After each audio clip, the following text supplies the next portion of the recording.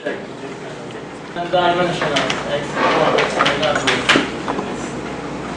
just a curve.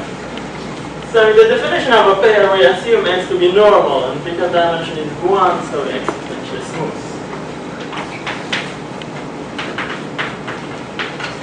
So in other words, you have one smooth curve, and you have a divisor on this smooth curve with certain coefficients. And being low canonical actually here is just automatic. So this is automatic low canonical.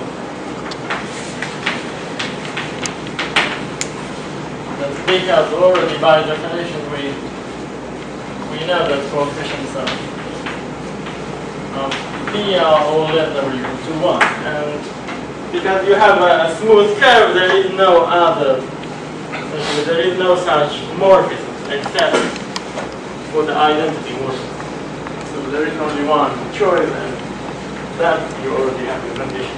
So this is always low canonical. This doesn't tell you anything.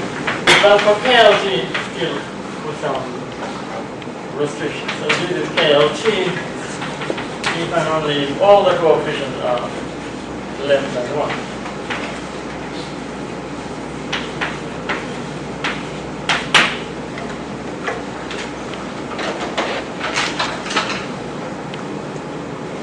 So you see in dimension 1 the story is really simple.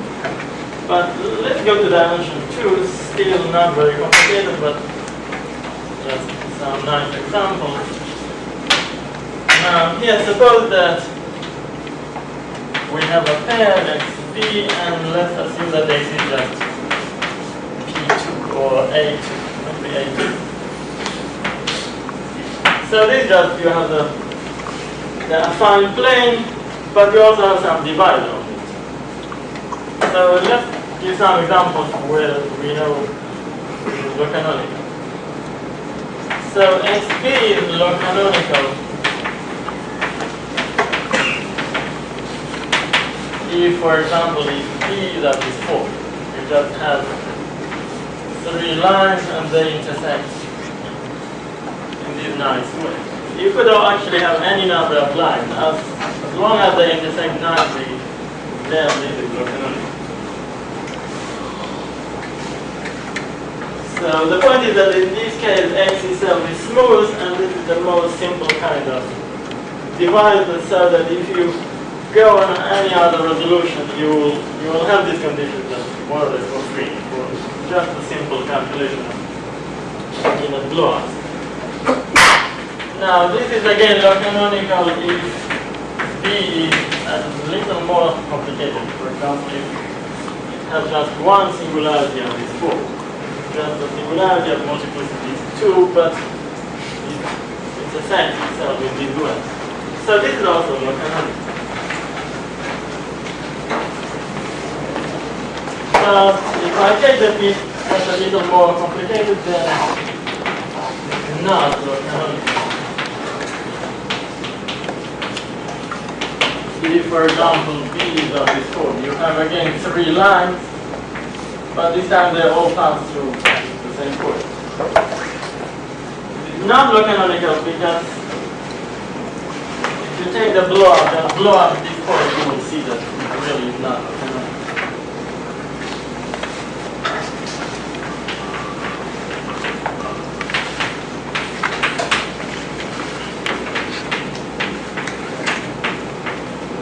If you blow up that point, and if you write down this formula, you will see that the coefficient of the exceptional divisor is exactly 2. So it's more than 1, therefore this is not low canonical. And let me also give you one other example where this is not low canonical.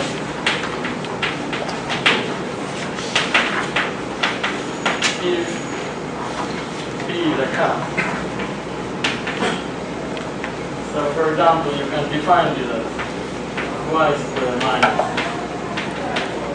x3. This is called a cast. Singularity, the multiplicity is still 2, but it actually is not low canonical anymore because the way you have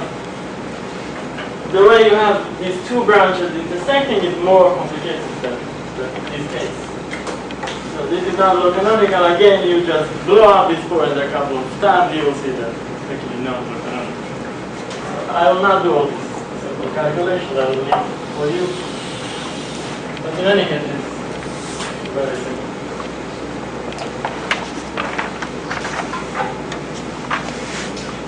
So, more generally, you have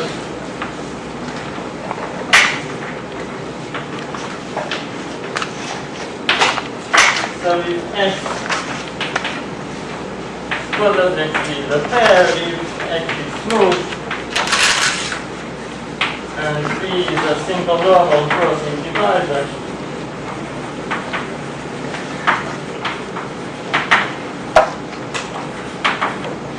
then this is a canonical.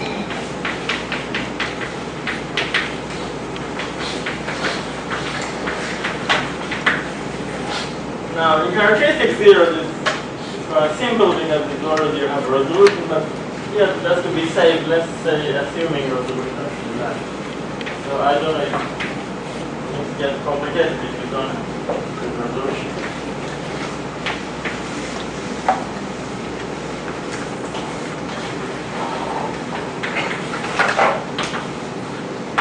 Of course, this is already resolved, but if you take some other y over x and then you need to maybe resolve that again to compare them, then you might need some resolutions here. Okay, so these are all these simple examples. Let me give you one more, a little more subtle example. So for the moment, everything I told is more or less trivial, it's quite simple. Go through very simple calculations. But now, suppose that C, the curve, let's take it inside P2. It actually does not have to be that. Or maybe some P. So this is a smooth projective curve.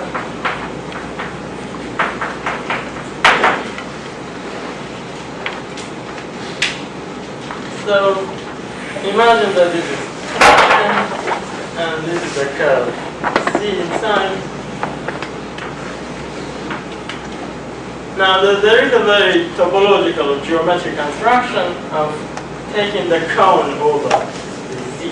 Topology, this is very basic operation, but in algebra geometry also it's quite simple. If you look at an plus 1, so this essentially maps Pn, except that it's not defined at the origin. So if you have x0 of xn, xn plus n, and then it will go to the same coordinates. So it's exactly the same. You have a point, you send it to the point in P, and you're having the same coordinates. But if they are all 0, so it is not defined. And then what you can do is to take the cone over C. So this is and then you can essentially define the cone. Maybe I draw a picture. But strictly speaking, this is not how you should draw it, but more or less it's like this. So the thing is that for every point here, upstairs you have a line. The point in Pn corresponds to essentially line going through the origin upstairs. So if you replace every point here with the corresponding line, you will get something of this form. And this is called a cone over this curve. Okay, so let's set x be the cone over C. So this has exactly the same defining equation.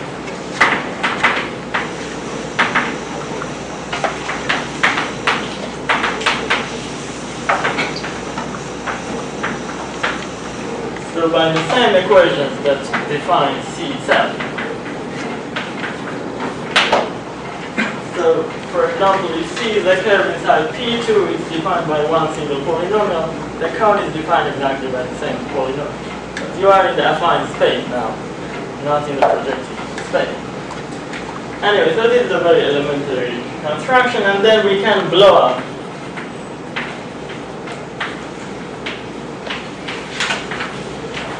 the vertex. So this is the vertex, which is the origin of and 1. Origin and also is called vertex. And the problem is that this is singular usually. So in most cases, this is a singular point. C itself is smooth, and the cone is smooth everywhere except at that point it has a singular point. So if we blow up the vertex, let's call this y2x, then we get just one exceptional divisor, let's call it E. And the nice thing is that the E is actually just a copy of C itself. So if you have this point, you blow it up, you will get another variety, and you will have one divisor contracted with a curve, and it's just a copy of C itself. So these are all elementary stuff. I will not explain too much. You can look at hash function. You can find all these things in hash already. And there is a more algebraic description of these things in terms of section rings and graded rings and so on, but this construction is very short. Okay, so this, in most cases of the choice of C and the choice of embedding will give you some singular point, it will give you the resolution, so you can use these kind of examples to calculate many things. So now, so I consider X itself like a pair without the boundary. Then if the genus of C is more than or equal to 2, then it's quite simple to see that X0 is not the canonical.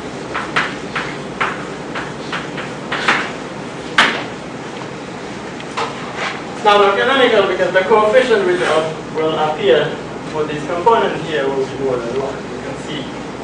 And actually, you may not be even able to define the coefficient because K canonical bundle downstairs may not be Q-Cartesian. What is X? The X is the cone. What is 0? What is this? So cone is a two-dimensional one. Yeah, it's a two-dimensional. So this is dimension 1 and two-dimensional. It's a surface with a... So when you say the pair X0, it means what? This is the boundary, so the P is equal to 0. So a pair we usually take with the boundary. In this case, the P is just equal to 0. So this is not canonical because actually you can see either. I mean, in this case, actually Kx is just not compatible. So strictly speaking, this is not even a pair. You cannot define fullback of canonical function. So in other words, if the genus is more than or equal to 2, it doesn't give you any interesting pair here, but let's look at the case genus is 1. So you have one elliptic curve, and then, in fact, if you write ky plus py to be the fullback function, Kx, then coefficient of E inside By is equal exactly to 1.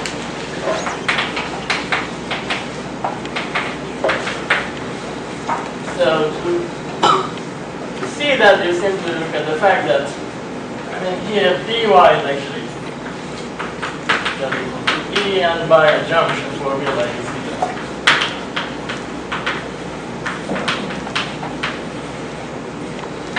Ky plus P restricted to E is just the canonical bundle of E, but E is an elliptic curve is equal to 0, so it simply means that Ky plus E is pulling back from below, so it's the pullback of Ky.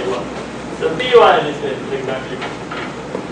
And therefore this means that X0 is actually low canonical, but also means that it is not KLT. So this is one example where you have low canonical but not KLT. And then we can also consider the case when genus is equal to 0. Genus is equal to 0, 0, this means that C is just a projective line. Then in fact, x0 is scale C. So here again you can use the adjoint formula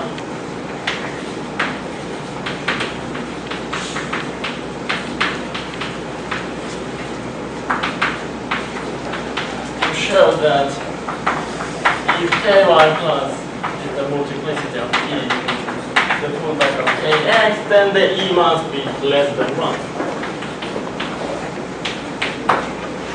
So in other words, upstairs you have a smooth surface with one smooth divisor, and then because the coefficient is less than 1, as I remarked before, then this is KLT. Of course, it is also local. So in fact, this cone construction, maybe in a way, if you are not familiar with the whole story of singularities, is the best example because it will give you so many different examples.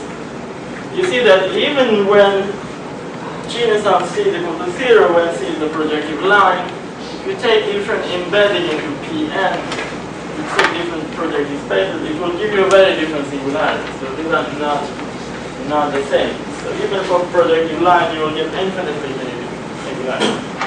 But they are very nice because they are not trivial. Okay, so this is the singularity theory, essentially of characteristic 0, and then we go to characteristic P. And these are called F-singularities.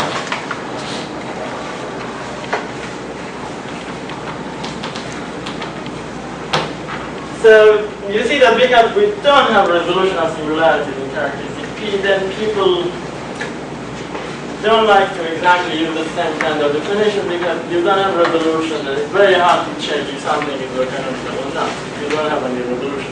So instead they want to use the frobenius. So essentially if you have any difficulties in characteristic P, you cannot use the same methods as characteristic 0, you will go to frobenius. So you ask Mr. Frobenius for some help. And in this case it also really works. But first let me, before I tell you about the singularities, let me discuss Frobenius split.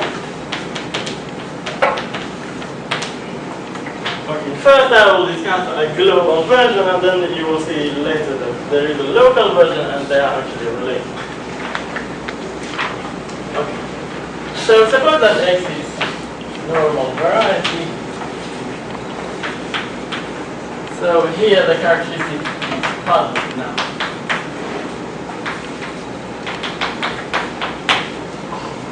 We have a normal, not necessarily projective, there's a normal variety over K, and then we have the Frobenius force. This is the absolute Frobenius.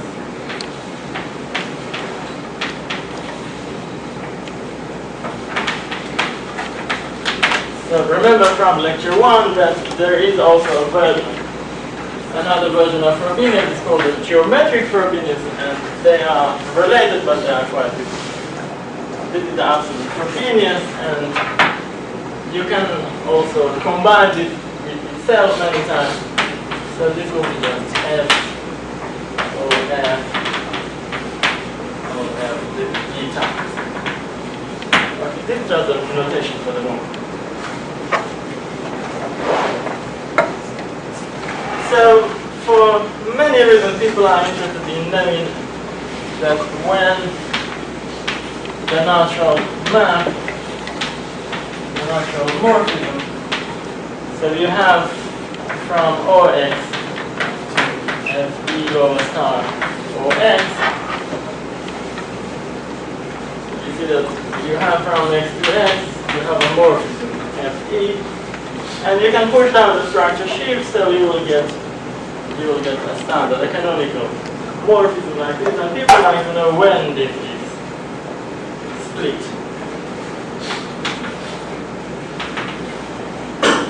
So for the moment I will discuss globally, but later on we will discuss also the local version.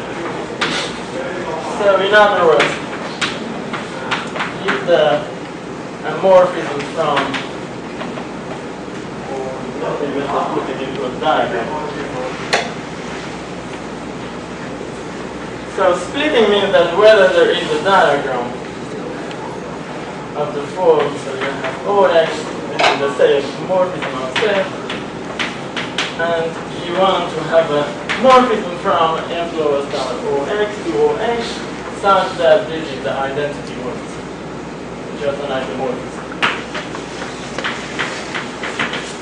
So this means split.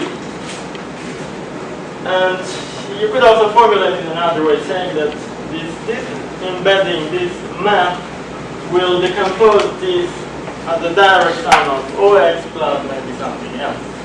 But you can also formulate it in this way. Okay, so let's consider one, maybe the simplest example. Suppose that we just look at the projected line.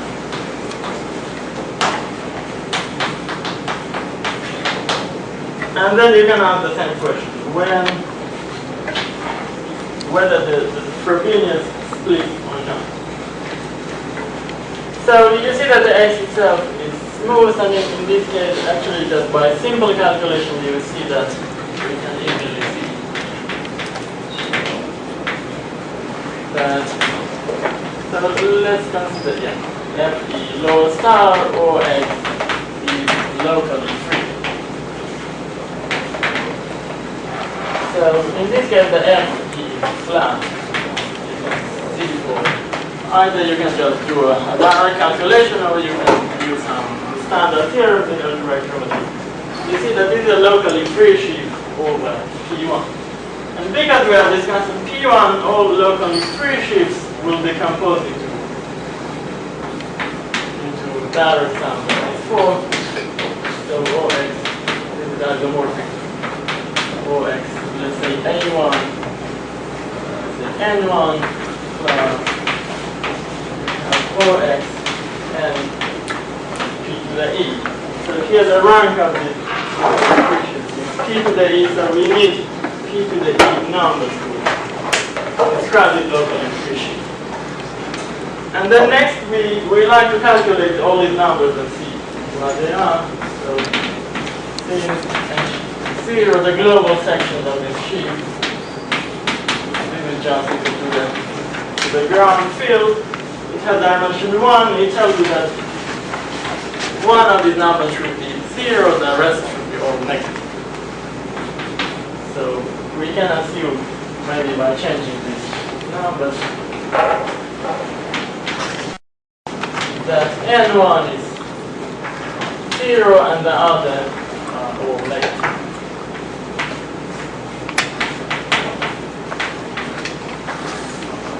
So this will give you some information, and then next you calculate H1. So since H1 of this sheet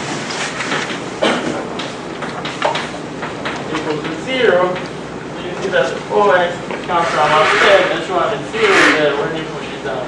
The finite number, so it becomes 0.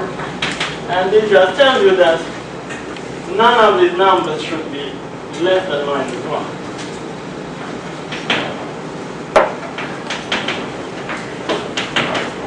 But they are already all negative, therefore they all equal to exactly -1. So in other words, you have a very simple decomposition here. So energy lower star OX is just OX itself. This comes from N1, and then you have OX -1. Then you have P to the E -1 component. So in particular, you see that the OX itself appears as 1 by the sum, and this just means that the Frobenius is actually split.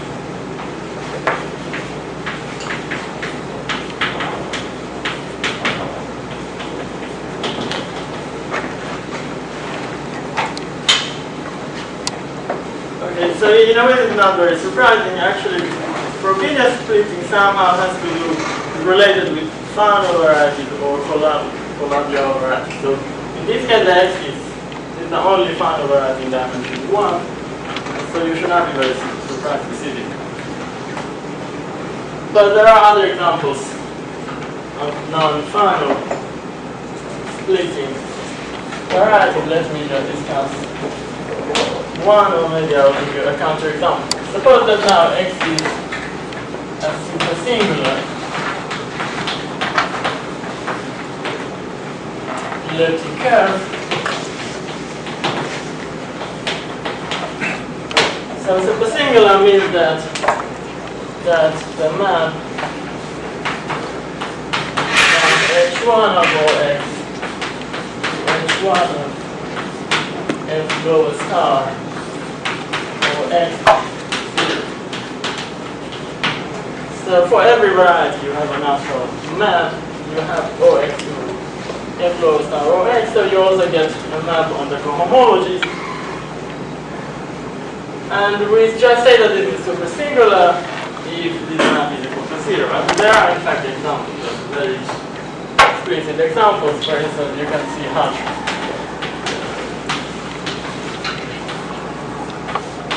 So if you embed an elliptic curve into P2, you look at the equations. Just from the equation you can decide whether it is supersingular or not.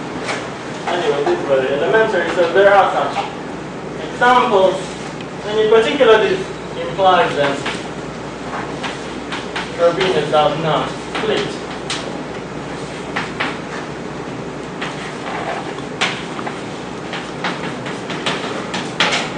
Because if the Frobenius splits, then H1 to H1 should be injected. But here you see that it is not, therefore this is not Frobenius split. And therefore also the same holds for any higher path.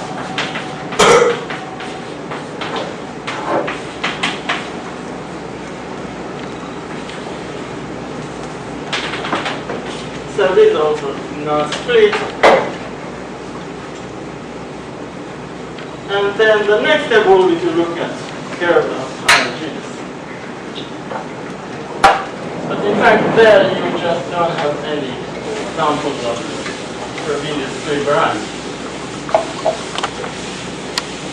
But for elliptic curves, those which are not Frobenius, which are not supersingular, you can prove that they are actually Frobenius split. So this time let's take a curve of genus more than or equal to 2.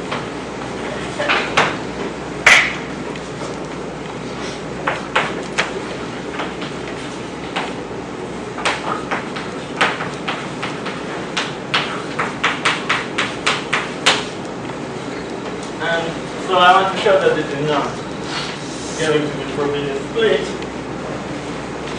And we can go through some simple calculations. So if OX to f lower star, okay, if it splits, then this in particular implies that, so let's fix one point.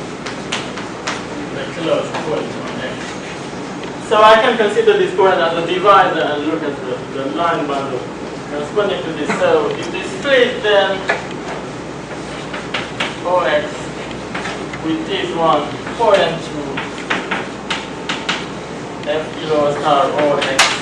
So you just tensor with this OX little x. This also splits, but this we can identify with FE lower star of OX, so that by the projection formula, when you go up step, this will be multiplied by P to the E times X.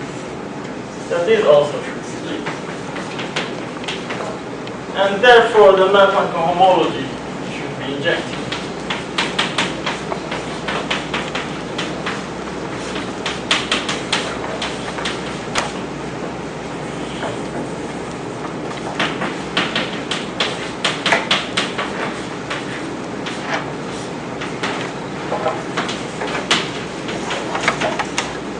But then if you do just a little bit simple calculations,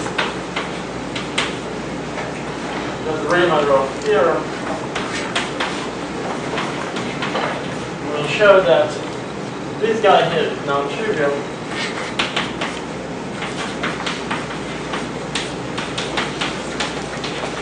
But this guy here is trivial.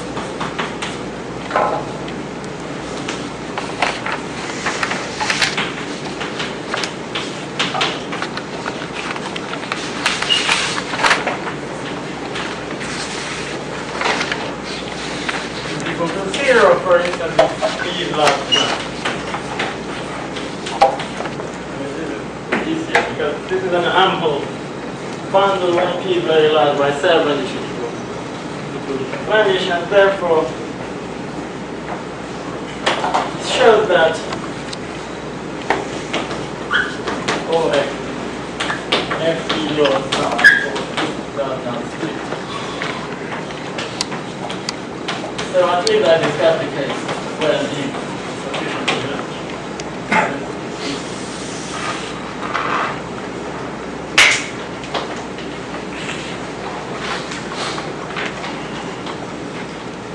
Okay, so this is a global version of splitting, and then for the purpose of singularity, we are interested in local splitting. And maybe this theorem will make it clear why we are interested in this kind of condition.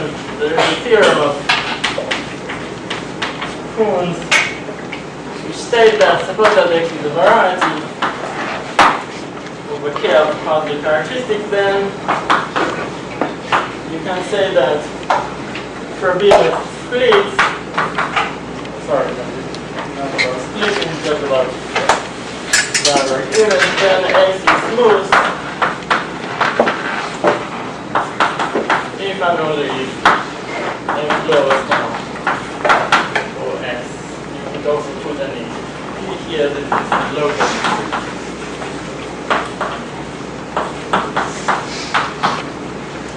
So in other words, the freeness morphism in this case will be flat because the pull down of the structure sheet is locally free. In fact, the theorem is not just for smooth varieties, but for in general for rings. If you have any ring, you look at the spectrum of the ring. This is regular economy. So people notice that smooth varieties have very nice F lower sum X sheets. They are locally free, and then people wonder whether you can make it maybe a little bit weaker and define something like that. So maybe just note here that if X is smooth, then F is flat, and therefore this is local.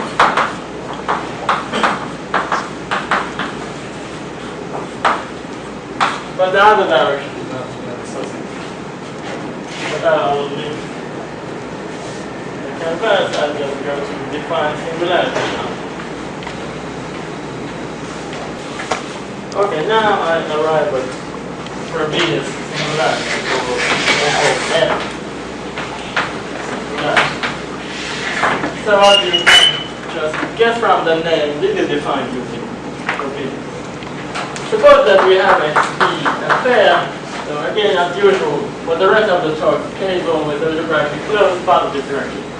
So suppose this is a pair. For instance, it could be just a normal variety without the boundary, or you can also put the boundary. If it's a pair, then we define singularities in the following way. So first we have a natural morphism. Have a morphism of this form from OX to FE, push down up OX. In fact, you could put any effective divisor, particularly the B is effective, so I can, for some reason, I will put this plus. So there is a natural map, as I said, for any effective divisor, in particular for this. So, for the moment it's not clear why you need to take that, but calculations later show that it's a good idea. So we have a morphism of this form, and then we say that this pair is sharply pure. But the terminology here is maybe a little terrible, but this is for historical reasons, because these things come from essentially from commutative algebra, and at the beginning it had nothing to do at all with, maybe nothing to do with algebraic algebra. Definitely not with birational algebra, but people notice that there is some close relation. Anyway, so this is called a sharply and pure pair if this map, let me call it phi. If phi splits locally, or I could maybe define it a little bit. It's kind of global. You could say that fix one point, and then you could say it is split locally at that point. So in particular, if you have splitting at every point, then you say that this is just sharply acute at every point. And splitting locally means that actually you have to take the localization at the point label x.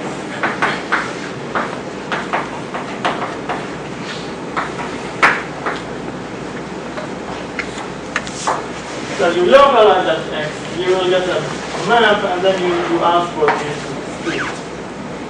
So you see that here it is a ring, and this is a module over this ring, and you just ask for this morphism split. It is sharply and pure, and then there is also a notion of strongly F regular. But in this talk I will not focus on this one, mostly I focus on sharply and pure. We say that it is strongly F regular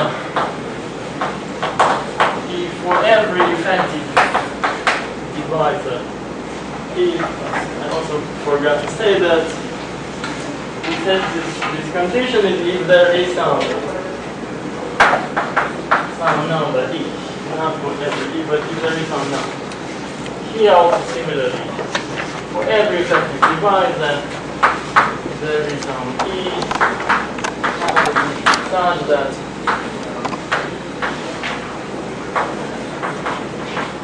the following morphism splits at the point. Strongly regular at the point. X is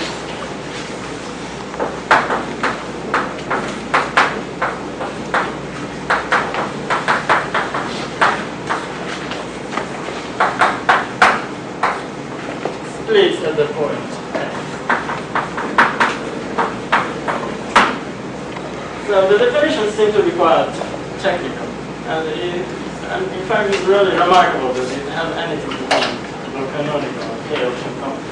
So roughly speaking, sharply F pure is corresponding to low canonical, strongly F regular is corresponding to KLT.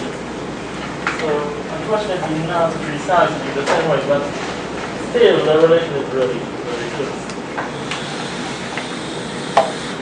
Okay, this is just the definition. Well, let's see how we can actually use this kind of definition. Let me give you some simple examples. Suppose that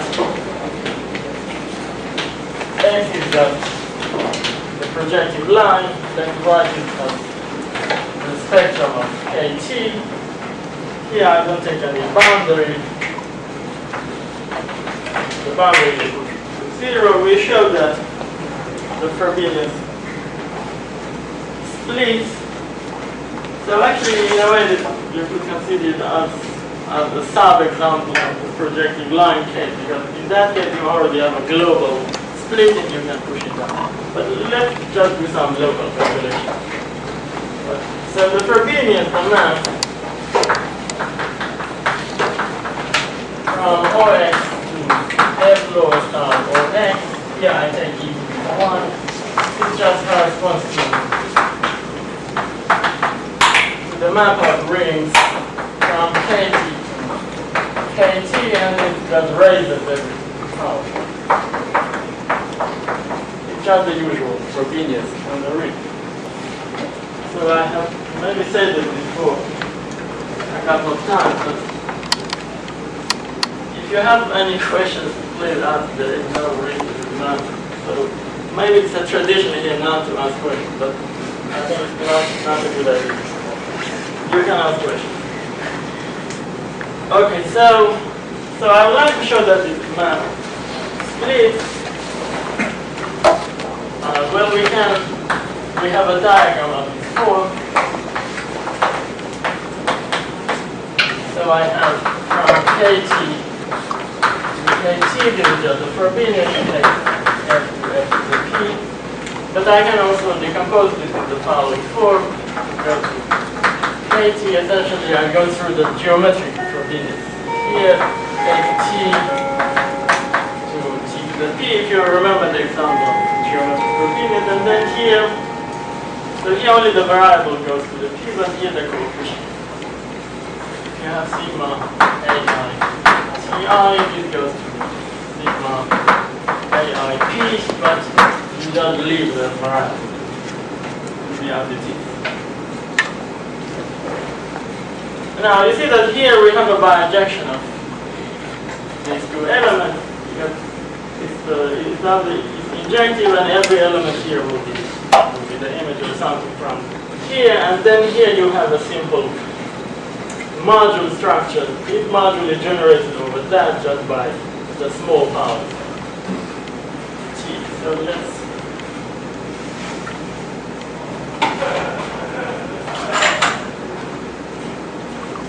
let's call this alpha, let's call this beta, then alpha over injection. And the beta makes kt a free module over this version. So all expressions have the same notation, so you need to follow the diagram. It will be a module over kt with basis, which is just 1 t up to t to the p minus 1. Because t to the p is already in the image, then you actually only need these few elements to generate this module, and so it's quite obvious that the beta will split.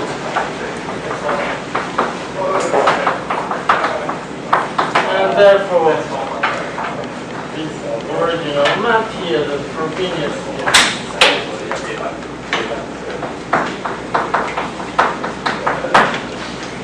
anyway, so this is a very elementary example. Let's look at a more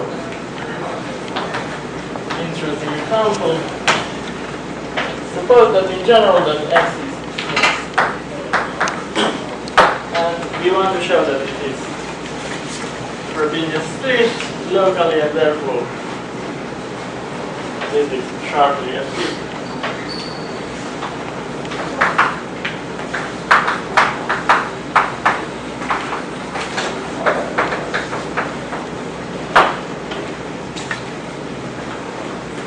So let's see how to do this. Fix a point closed. So it's not necessary to be closed, but you can take closed up for simplicity. So we want to show that x is pure.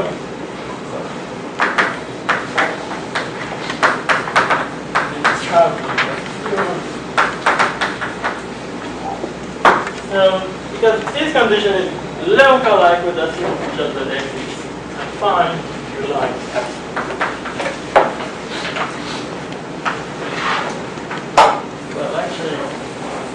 Let's even go further. I try to show that it is sharply pure at a given point, so I can localize everything at this point, so it's enough to show that the local root to f e low star localized here is. So we want to show that it is split. And this in turn follows from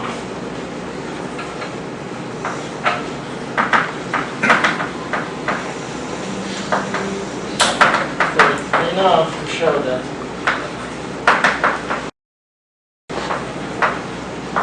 OX to F below star OX. So here we take localization over the x downstairs, here the localization downstairs.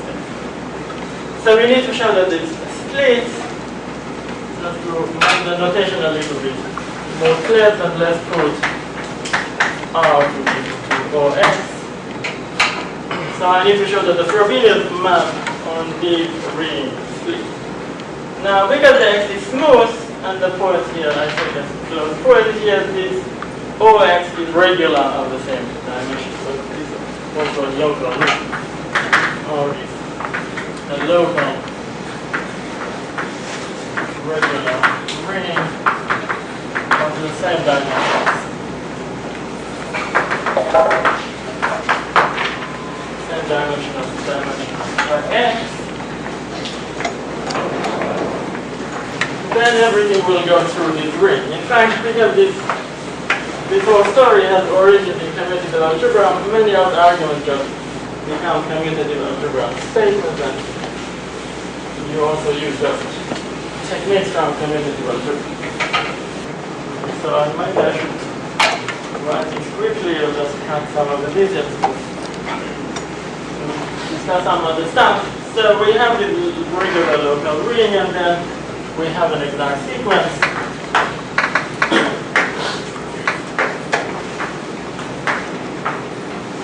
So we have R to F below star R, this is just the Frobenius map, and then I have the cokernel here is some module N. So I want to show that this splits and everything is in the affine situation. It's in fact enough just to show that the N is locally free. And the ring is already local, so it just means free.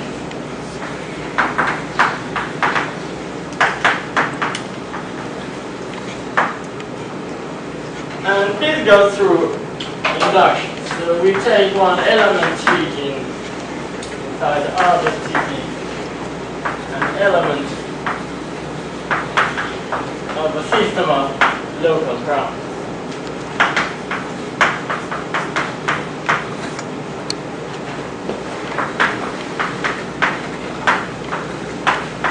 That's the point X. So geometrically this has a very simple meaning. If you look at the smooth variety here, you have a point X. The T simply means that you take it essentially like a hypersurface, like a hyperplane, if you are in the projective space. Something very simple, as no similarity, but locally defined in a simple way. Then here you get something of lower dimension, but it will be also smooth. So now R over T is again a regular local ring.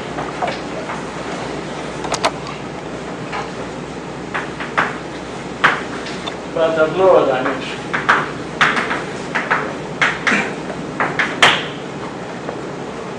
So by induction, you could assume that you already know a theory downstairs for this closed set, and then you try to show that somehow lift it downstairs.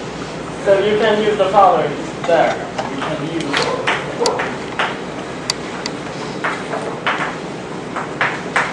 so we have a diagram of this form. We have the ideal generated by T. We have R. We have R over and then we have F equals R, we have N.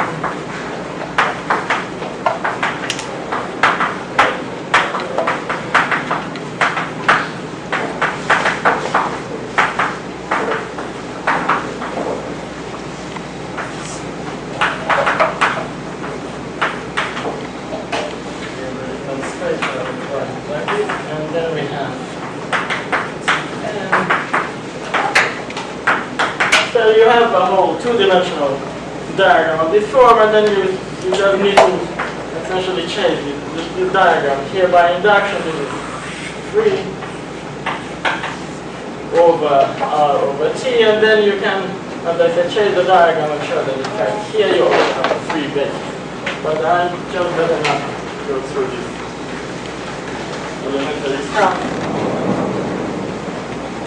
So this is quite similar to essentially the Nakayama's lemma, more or less. Say that if you have a basis for n over t times n, this will lead to a basis downstairs. So you can show that a basis of n over t n leads downstairs.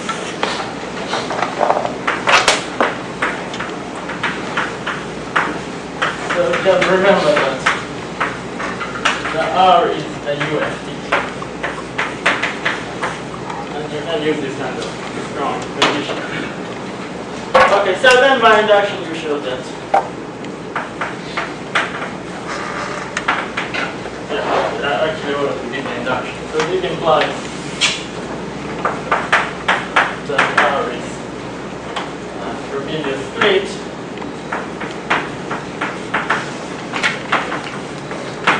Which, as I have explained, it means that X is sharply pure at the point X. So in fact, you could use similar argument to show that if you have any smooth with some simple normal crossing divisor only, you could also try to do induction to show that it's sharply pure. But let me leave that for the moment.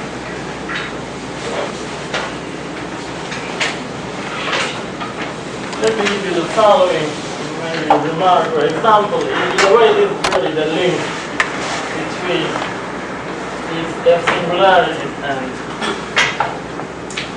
low-canonical singularity coming from characteristic C. Suppose that XP, maybe I will not write it as a pair, because in the definition of pair I already made certain assumptions. Assume that X variety normal, variety B, some divisor, this is not necessarily a boundary, such that S not B char. Actually, even these Chicati assumptions are strictly not necessary to do that. So in other words, it's just like a pair, except that I don't assume coefficient of B to be less than or equal to 1. Maybe some coefficient of B. So now I want to say that if XP is sharply pure with exactly the same definition. So with the definition of sharply pure, I didn't use, the only thing I used was the fact that B is effective. I didn't use any other. If it is sharply pure, then coefficient of B will be automatically less than or equal to 1. And you see that if you remember the definition of low-canonical singularities, this was in a way exactly the kind of condition. You want all coefficients appearing should be less than or equal to 1. This is the link. Okay, let's see how this works. So by definition, it being sharply pure means that, by definition, the morphism OX to FE lower star OX e to the E minus 1 times P, this splits. So for some choice of number, this split locally at every point.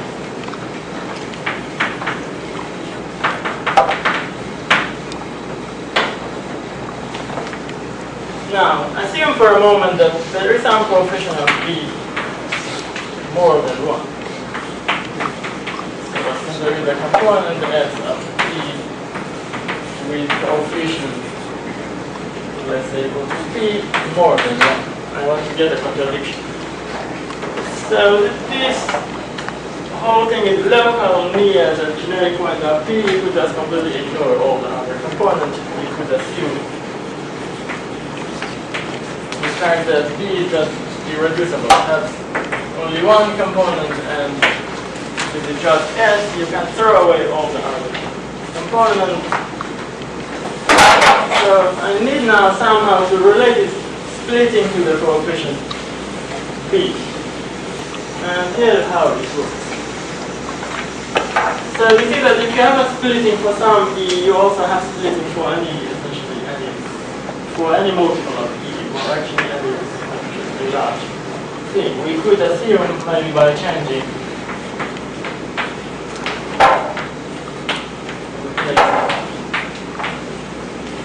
E with some multiple,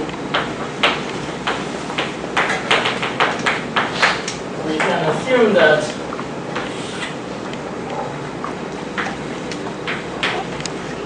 if you you multiply p to the e minus 1 times p, this is more than or equal to p to the e. Just because p itself is more than 1, p to the e minus 1 over p e gets close to 1, so you take e large enough, you will have this relation. So in particular, this implies that the roundup, actually I never explained this thing, but I assume everyone knows. The roundup of divisor just means roundup of coefficients. So the roundup of b here is just equal to b. The divisor then will be more than or equal to p to the es. So this implies that we have a diagram of this form. We have the original one from OX to OX, push down of OX, round up of p to the e minus 1 times e here. So you see that because this divisor is more than or equal to p to the s, p to the e times s, then this sheaf contains, so you have an injective mass from f equals our OX p to the es.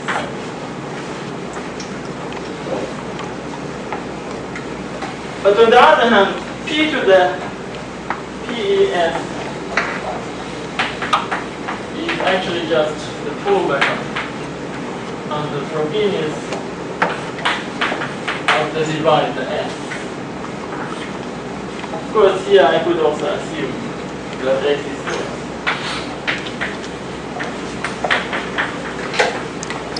So that you can define pullbacks and so on.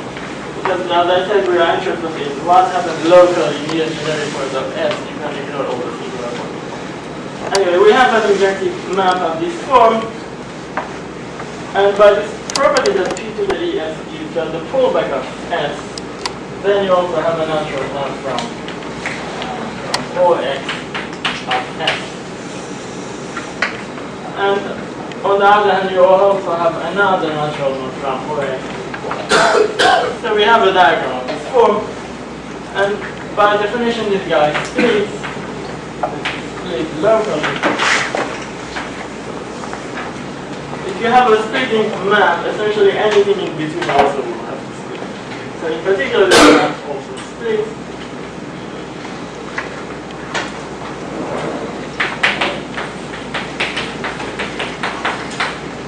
And just a very simple local calculation to show you that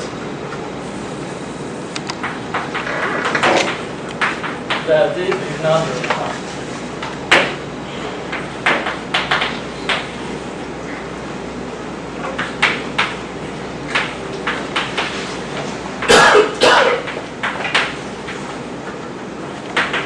That s must equal to 0, and this is a contradiction. So from the beginning, then the coefficient should be less than or equal to 1. As I told you, this is exactly the link between these two sides. The rest will be more like just some technicality.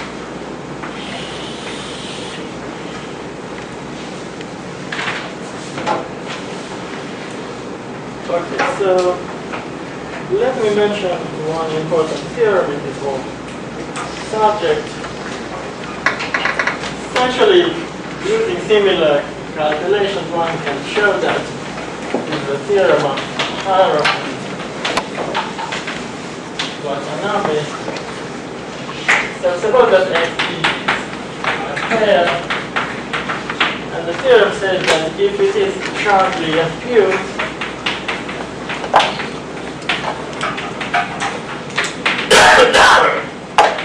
then it is local.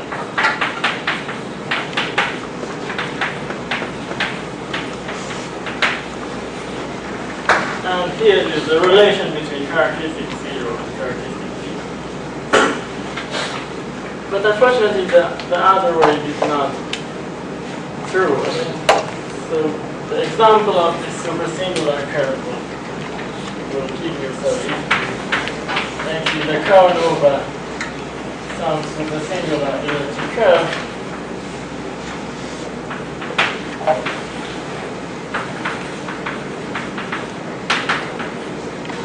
then just x0 is your canonical, but it is not sharp here.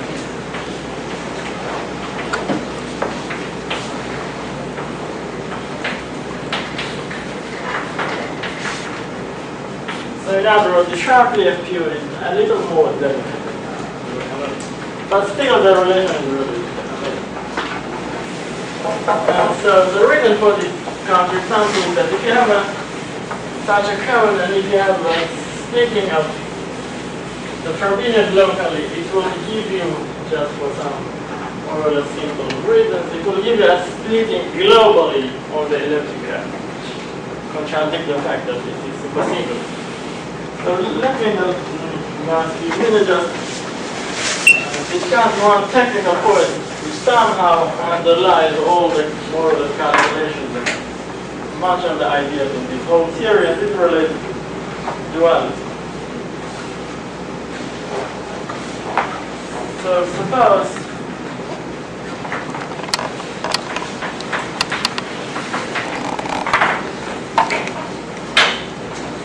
that we have x, again normal variety, and suppose that we have t an effective integral divisor, just a veil divisor. Then remember the Frobenius map. So we have from OX to FE lower star OX of T, there is a natural morphism like this just because it is effective.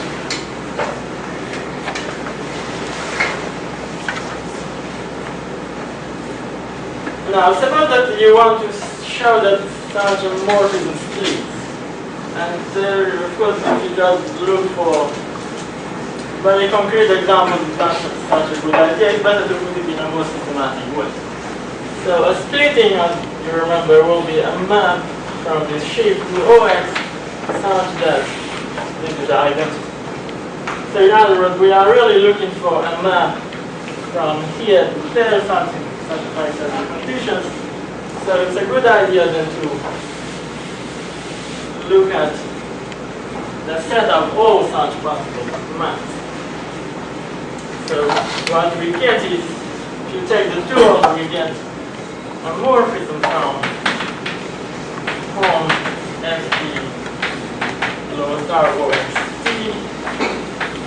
So I take the dual with respect to OX, and then I OX. Of course, here you just have OX, the dual of OX is just OX, but here it's slightly more complicated. Now, for a moment, assume that X is smooth, but in fact the whole thing works. If X is also normal, because you can extend everything from the smooth block. So for simplicity, assume X is smooth.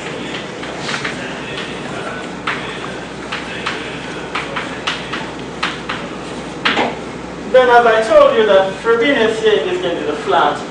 Now, so you have a flat finite map with a smooth varieties, and then there is the whole duality theory for finite maps. In this case, smooth is good because you can take pullbacks and so on. So by duality for finite maps,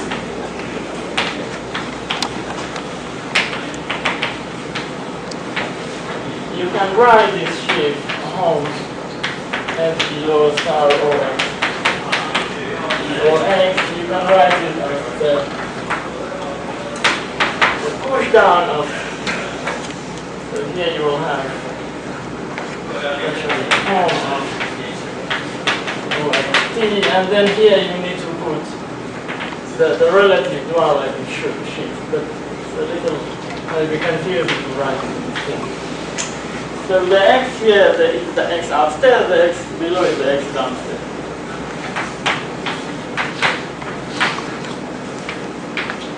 So maybe I better write it in different colors. So this is the blue X, this is the blue. It will be easier. So this is the relative duality shift, but the relative duality shift has a very simple description. So I could here that the omega x over x is simply just a sheaf of ax, and then you have minus the pullback from below. But then pullback will be multiplied with p to the e times the x. So this is all x. P to the e minus. Here you have a minus p to the e minus 1 times ax. So now you can see the reason why in the definition of sharply appeared and so on we put p to the e minus 1. It really comes from p to 1. So I can write it as the push down of, I could just write the whole thing of saying that minus p to the e minus 1 times kx, and then you have minus p. You can take this to the other side and you have minus p. So in particular, if p is of this form, then we get F lowest star or F. Should be perhaps something like this.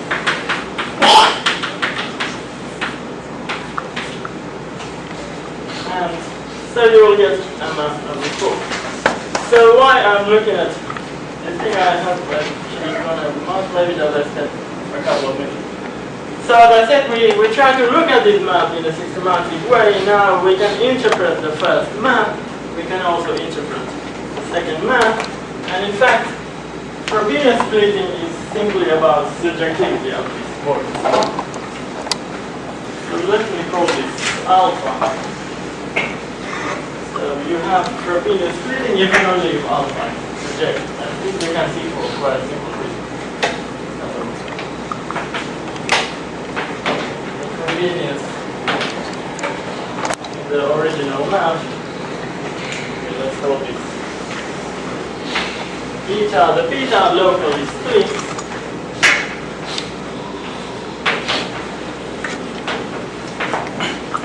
You can only leave alpha is subjective.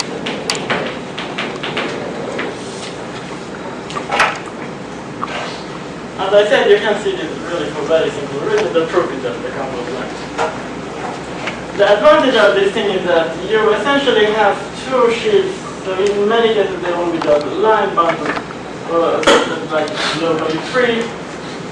And if you have a normal variety, in so many cases you can just reduce many arguments just with a smooth locus. So it's easy to do calculations with this sheet. And somehow the subjectivity is a nicer condition because if you have a morphism of schemes, you can pull it back. You can pull back subjectivity, but it's kind of hard to pull back splitting and so on. So for instance, if xp is sharply appeared, and if you have a birational projective morphism from something normal, so if you want to show this with low canonical, you need to look at this kind of math, kind of morphism. Then we can essentially pull back this morphism alpha to a subjective morphism upstairs. So as usual, I think the notation KY plus EY is the pullback of K plus P.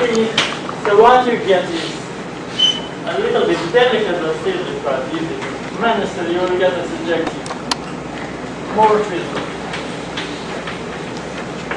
from singularity. So you will have F lower star for Y, and then here you have the corresponding thing upstairs, which will be e to the e minus 1 times kx plus e, and then you have this two. So actually this does not map precisely for y, you have some divided. But when you get the subjection, if you restrict these two,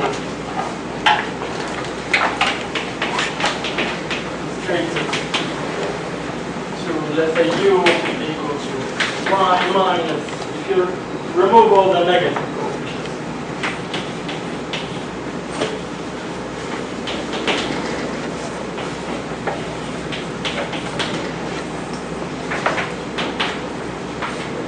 So here what you have is in fact the negative coefficient. When you restrict here, they all disappear, you just have the structure sheet.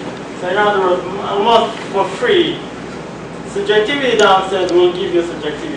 Upstairs, you ignore these negative coefficients, and this subjectivity precisely means sharply FPU. And as I explained before, sharply FPU implies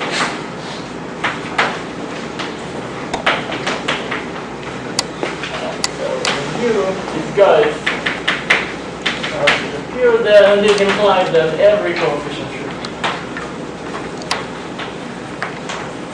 at most 1. But this is just the low canonical condition. So this duality really plays a very fundamental role in this whole story. And actually this also, you need to make certain technical assumptions. Let's say p to the e minus 1 times kx without p is already half t. This can be satisfied in fact in many cases. It just means that the index does not divide the characteristic. P is not dividing the index. But if this is not happening, you need to adjust this whole thing a little bit. But I think the ideas are pretty clear.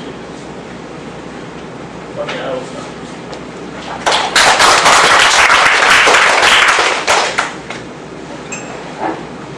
Any questions?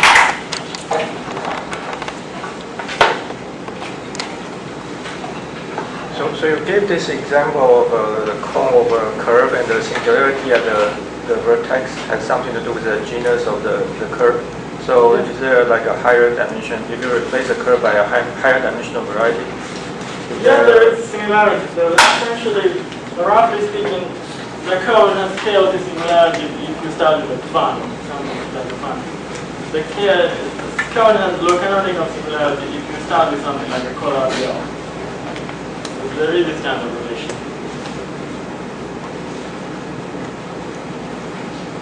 Instead of what about the strongly irregular? So strongly irregular, essentially, it implies chaos. That's more of here. There is also similar relation. And there is one last remark. If you start with a complex variety or pair, you can do reduction mode P. And you can in fact detect this low canonical and so on by going to the reduction mode P. It's not the perfect situation that you can check it, but at least if you start from this complex variety, you go to the mode P reduction. If you have sharply FPU there, the original complex pair should be low canonical. This is also one interesting direction.